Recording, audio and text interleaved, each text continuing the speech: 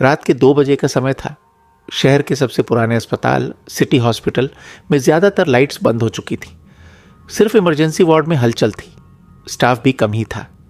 लेकिन इस अस्पताल का एक हिस्सा ऐसा था जहां कोई जाने की हिम्मत नहीं करता था।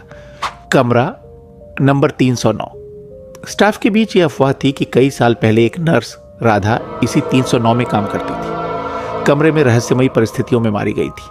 तब से जो भी इस कमरे में जाता या तो गायब हो जाता या फिर पागल होकर लौटता। रवि, एक नया नर्सिंग स्टाफ, इन कहानियों पर विश्वास नहीं करता था।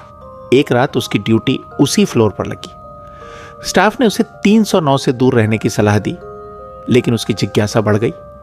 रात के करीब 2 बजे जब अस्पताल में सन्नाटा था, रवि ने कमरे के बाहर जाकर अंदर झांका।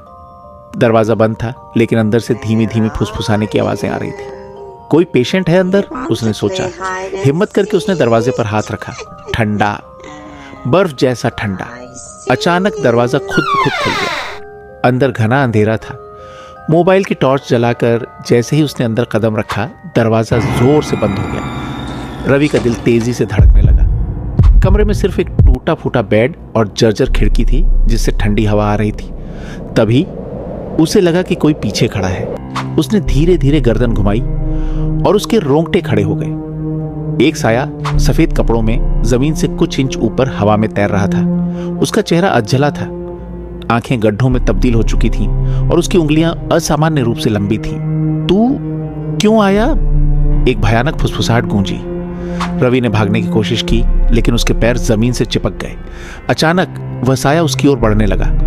उसकी लंबी उंगलियां रवि की गर्दन तक पहुंच गईं और एक भयानक चीख पूरे अस्पताल में गूंज उठी।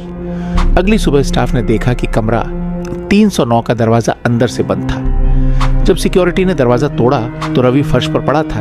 उसकी आंखें सफेद हो चुकी थीं और उसकी जुबान से बस एक ही शब्द निकल रहा था, राधा, राधा।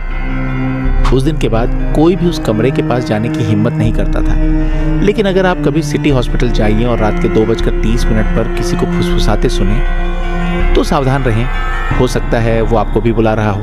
अगर आपको ऐसी सच्ची डरावनी कहानियां पसंद है तो वीडियो को लाइक करें, चैनल को सब्सक्राइब करें और इस वीडियो को अपने दोस्तों के साथ शेयर करें।